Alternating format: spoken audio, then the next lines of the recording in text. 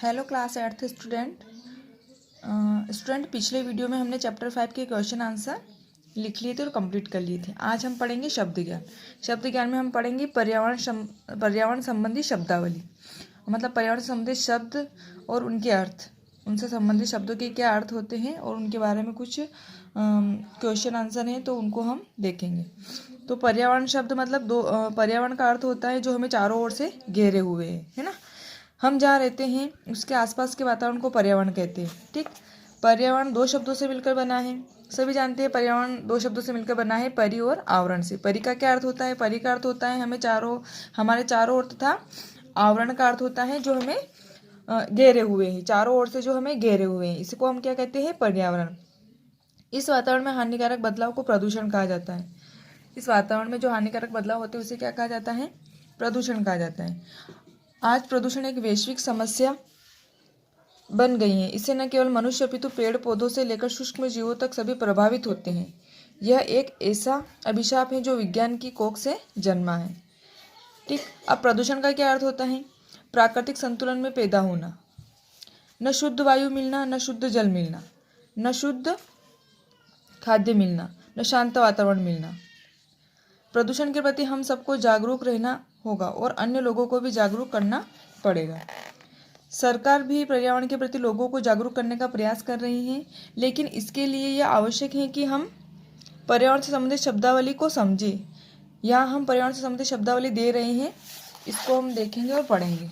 शब्द जो पर्यावरण से संबंधित जो शब्द हैं उनका क्या अर्थ होता है हम यहाँ पे पढ़ेंगे। पर्यावरण का अर्थ होता है आसपास का वातावरण। प्राणवायु का अर्थ होता है ऑक्सीजन। उत्सर्जन का अर्थ होता है निष्कासन। प्रदूषण मीन्स दूषित अवांछित तत्वों की उपस्थिति। अम्लीय वर्षा मीन्स वर्षा के पानी में अम्ल की उपस्थिति। जैव विविधता का अर्थ होता है जीवों की प्रजातियों में अंतर। जलवायु हवा और पानी। वनोन्मूलन का अर्थ होता है वनों का नाश। वन प्लस उन्मूलन मीन्स वनों का नाश। मरुस्थलीकरण मीन्स उपजाऊ भूमि का मरुभूमि में बदलना। भूकंप मीन्स पृथ्वी में कंपन। बाढ़ मीन्स अत्यधिक वर्षा। सूखा मीन्स कम या वर्षा न होना। उर्वरा शक्ति उपजाऊपन। सुनामी एक विनाशकारी तूफान का नाम है। सुनामी लहरें आपने सुना होगा, तूफान है एक सुनामी करके। मृदा अपरदन मिट्टी का कटाव। विलुप्त प्रजातियां समाप्त हो रही जीवों की जातियां। वैश्विक तापमान विश्व स्तर पर तापमान में हो रही वृद्धि। अवशेष मीन्स बचा खुचा।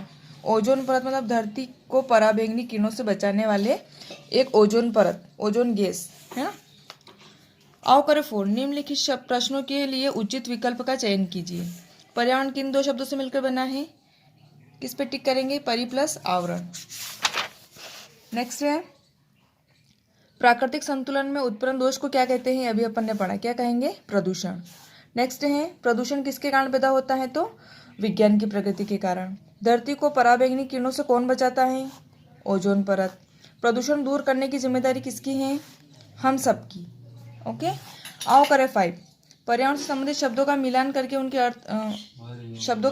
अर्थों से कीजिए। बाढ़ का मिलान किससे करेंगे? अत्यधिक वर्षा से। सुनामी का विनाशकारी तूफान का नाम है। मृदा अपरदन मिट्टी का कटाव। वैश्विक तापमान विश्व स्तर पर तापमान में हो रही वृद्धि। और वायु प्रदूषण मीन्स ऑक्सीजन। ठीक, आओ करें 6। कुछ समय पूर्व भारत में फणी तूफान आया था। ऐसे ही किसी तूफान से संबंधित समाचार को काटिए और उसमें आए 10 विशिष्ट शब्दों को रेखांकित कीजिए। ये आप सेल्फ करेंगे। ओके, नेक्स्ट है भाषा की पहचान, विशेषण की अवस्था। हम विशेषण की अवस्था इस वीडियो में पढ़ेंगे। क्या है विशेषण की अवस्था? संज्ञा अथवा सर्वनाम शब्दों की विशेषता प्रकट करने वाले शब्दों को विशेषण कहते हैं। ओके, सभी को पता है विशेषण की क्या डेफिनेशन है? संज्ञा और सर्वनाम शब्दों की विशेषता प्रकट करने वाले शब्दों को विशेषण कहते हैं। विशेष्य क्या होता है? जिन संज्ञा या सर्वनाम शब्दों की विशेषता बताई जाती है उन्हें विशेष्य कहते हैं। मीन्स विशेष्य मीन्स जो संज्ञा होती है ना। जैसे अमन ने हरी कमीज खरीदी, काला घोड़ा प्रतियोगिता में जीत गया। अब देखिए विशेषण क्या होगा इसमें? हरी, जो विशेषता बता रहा है। कमीज की विशेषता बता रहे कैसी है? हरी, तो ये क्या हो गया? विशेषण।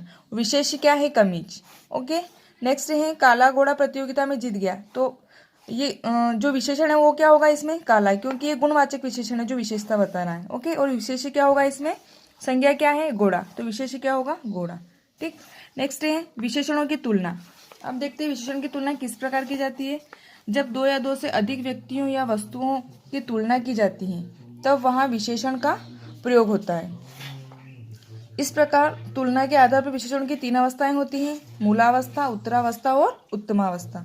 ठीक, विशेषण की कितनी अवस्थाएं होती हैं? 3 अवस्थाएं होती है। और जहाँ पर दो या दो से अधिक व्यक्तियों और वस्तुओं की तुलना की जाती है वहाँ पर विशेषण का प्रयोग होता है। ठीक, पहला क्या है? मूलावस्था।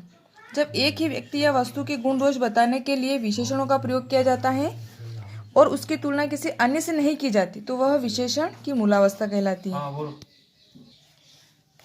तो समझ में आया, जब एक ही व्यक्ति या वस्तु के गुण दोष बताने के लिए किसी विशेषण का प्रयोग किया जाता है और उसकी तुलना किसी अन्य से नहीं की जाती तो वो क्या कहलाती है? मूलावस्था कहलाती है। जैसे आम का पेड़ उच्च होता है, ठीक, इसमें किसी की तुलना नहीं की गई, सिर्फ आम के पेड़ का बारे में बताया गया है कि वो उच्च होता है। ठीक, रोहन बुद्धिमान लड़का है तो रोहन की किसी से तुलना नहीं की गई है, ठीक, कंपेरिजन नहीं किया गया है। तो उपरोक्त दोनों वाक्यों में तुलना नहीं की गई है, अभी तो सामान्य विशेषताओं को बताया गया है।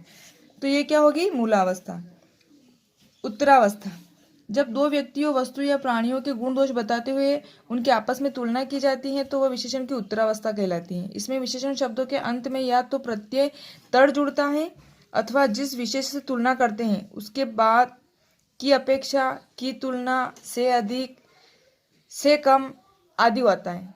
मतलब समझ में आया? जब दो व्यक्ति और वस्तुओं की आपस में तुलना की जाती है, कैसे गुण बताया जाता है, दोष बताया जाता है, अच्छाई बुराई जो भी बताई जाती है, ठीक, तो वो क्या कहलाती है? उत्तरावस्था। और इसमें विशेषण शब्द के अंत में क्या प्रत्यय जुड़ता है? तर प्रत्यय जुड़ता है। क्या प्रत्यय जुड़ेगा? तर। और या फिर अगर तर प्रत्यय नहीं जुड़ता है तो क्या होता है? विशेष से तुलना करते हैं तो उसके बाद की अपेक्षा या तुलना, से अधिक, से कम, इस प्रकार से अपन लगाते हैं, वर्ड लगाते। जैसे यह नीम से उच्चतर पेड़ है, किससे? नीम से उच्चतर पेड़ है। जिस पेड़ की तुलना की जा रही है किससे की जा रही है? किसी और से। दिव्य सोहन से अधिक बुद्धिमान लड़का है। दिव्य सोहन से अधिक बुद्धिमान है, मतलब दोनों में कंपेरिजन हो रहा है कि कौन ज्यादा बुद्धिमान है। उपरोक्त दोनों वाक्यों में तुलना करने के लिए पहले वाक्य में विशेषण प्रत्यय में तर जोड़ा गया है और दूसरे वाक्य में से अधिक आया है ना? ये से अधिक आया है। और इसमें क्या है? पहले वाक्य में विशेषण तर प्रत्यय जुड़ा गया है, यहाँ पे तर प्रत्यय जुड़ा हुआ है। तो जहाँ पे तर प्रत्यय जुड़ा जाएगा वो क्या कहलाएगा? उत्तरावस्था। नेक्स्ट देखते हैं उत्तमावस्था। जब दो या दो से अधिक व्यक्तियों, वस्तुओं या प्राणियों में तुलना करके एक को सबसे अधिक अथवा सबसे कम बताया जाता है तो वह विशेषण की उत्तमावस्था कहलाती है। इसमें विशेषण शब्दों के अंत में प्रत्यय तम जुड़ता है। तम जुड़ता है, ये प्रत्यय क्या जुड़ेगा? उसमें उस तम जुड़ेगा, ठीक है, ये ध्यान रखना है आपको।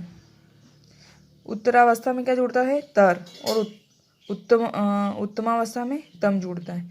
अथवा विशेषण से पहले सबसे शब्द का प्रयोग करके किसी को अच्छा या बुरा बताया जाता है। जैसे देवदार उच्चतम वृक्ष है, राघव सबसे बुद्धिमान लड़का है, ठीक, ये सबसे और उच्चतम तम जुड़ा हुआ है। चलिए देखते हैं विशेषण के अन्य उदाहरण इस प्रकार है। मूलावस्था, उत्तरावस्था और उत्तमावस्था। तो मूलावस्था में क्या है? सिंपल वाक्य जो जिसकी अपन तुलना नहीं करते हैं किसी से तो क्या होता है? उत्कृष्ट। और जिसकी तुलना करेंगे तो उत्कृष्टतर, और जो सबसे अधिक है तो वो उत्कृष्टतम। मृदु, मृदुतर और मृदुतम। विशाल, विशालतर और विशालतम। सरल, सरलतर और सरलतम। निम्न, निम्नतर और निम्नतम। मधुर, मधुरतर, मधुरतम। दीर्घ, दीर्घतर, दीर्घतम। श्रेष्ठ, श्रेष्ठतर, श्रेष्ठतम। विशाल, विशालतर, विशालतम। ओके, इस प्रकार ये भी दे रखे हैं, आप अपनी बुक में देखिएगा और इनका प्रैक्टिस कीजिएगा। उसके बाद में देखते हैं विशेषण कितने प्रकार के होते हैं। गुणवाचक विशेषण, परिमाणवाचक विशेषण, संख्यावाचक विशेषण और सार्वनामिक विशेषण। गुणवाचक में क्या होता है? संज्ञा या सर्वनाम के गुण दोष आदि का बोध होता है, ठीक। परिमाण में क्या होता है? संज्ञा या सर्वनाम की मात्रा, मापतोल आदि का बोध होता है। संख्यावाचक में क्या होता है? संज्ञा या सर्वनाम की संख्या का बोध होता है। और सार्वनामिक विशेषण में क्या होता है? संज्ञा की विशेषता बताने वाले जो सर्वनाम होते हैं उनको सार्वनामिक विशेषण कहते हैं, ठीक। अब देखते हैं परिमाणवाचक विशेषण के कितने टाइप से? 2 टाइप से, निश्चित परिमाणवाचक विशेषण और अनिश्चित परिमाणवाचक विशेषण। इसी प्रकार संख्यावाचक भी 2 टाइप्स के हैं, निश्चित संख्यावाचक और अनिश्चित संख्यावाचक।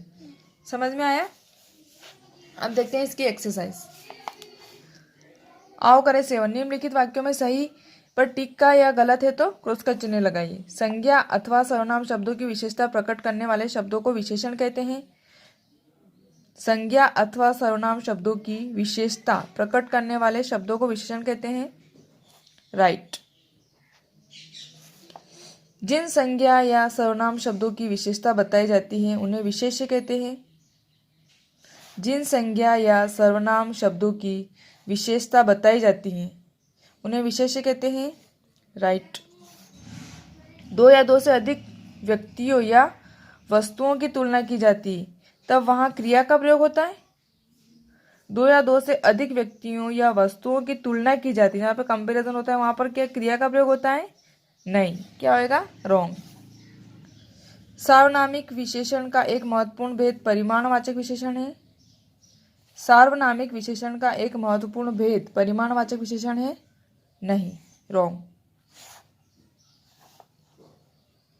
सार्वनामिक विशेषण का भेद है ही नहीं, है ना। उत्तरावस्था में तुलना करते समय प्रत्यय तर जुड़ता है। उत्तरावस्था में तुलना करते समय प्रत्यय तर जुड़ता है क्या? ये ध्यान रखना। उत्तरावस्था और उत्तमावस्था, यहाँ पर उत्तरावस्था लिखा हुआ है तो यहाँ पे क्या कौन सा प्रत्यय जुड़ेगा? तर जुड़ेगा क्या? बताइए। उत्तरावस्था में तुलना करते समय प्रत्यय तर जुड़ेगा। क्या होगा ये? राइट। फिर नेक्स्ट है निम्नलिखित प्रश्नों के उत्तर दीजिए। विशेषण की मूलावस्था से आप क्या समझते हैं और उत्तमावस्था को उदाहरण से स्पष्ट कीजिए।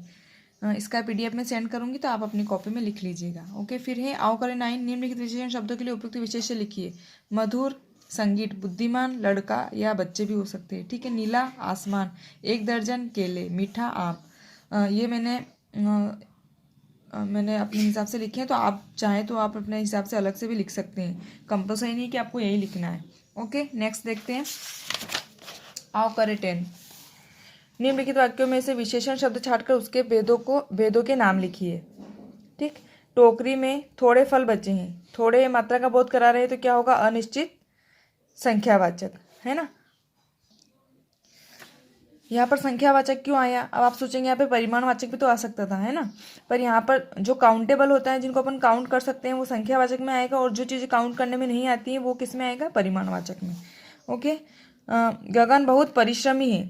परिश्रमी यहाँ पर गुण दोष बताए गए तो यहाँ पे क्या होगा? गुणवाचक विशेषण। नेक्स्ट है सुलेखा ने 1 किलो मिठाई खरीदी तो ये क्या होगा? निश्चित परिमाणवाचक में।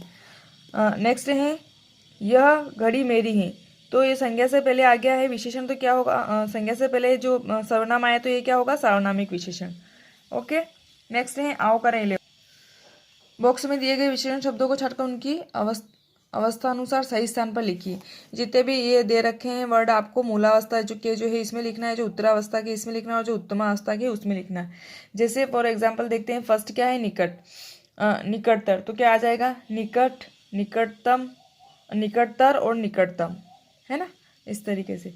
फिर जैसे मधुर इसमें आ जाएगा, फिर मधुरतर और मधुरतम, है ना। बाकी जो बचे हैं आपको सेल्फ लिखना है। निम्नलिखित शब्दों को निर्देशानुसार बदलकर वाक्य को दोबारा लिखिए, है ना। जैसे मोहन श्रेष्ठ बालक है ना। तो इसको कैसे बदलना है? उत्तमावस्था में। ये आपको सेल्फ करना है, ये मैं आपको नहीं बताऊंगी, ये आपको सेल्फ करना है कि अपन इसको कैसे लिखेंगे उत्तमावस्था में, इसका रूप परिवर्तित होकर क्या बन जाएगा ये आपको लिखना है। ये उच्च का अगर उत्तमावस्था लिखेंगे तो क्या बन जाएगा, और शीशम की लकड़ी आम से कठोर होती है ये भी आपको सेल्फ लिखना है। ये जो दे रखे हैं इसको देखकर वाक्य को आपको दोबारा यहीं पे लिखना है। ओके। नेक्स्ट वीडियो में हम पढ़ेंगे सूचना लेखन। ओके।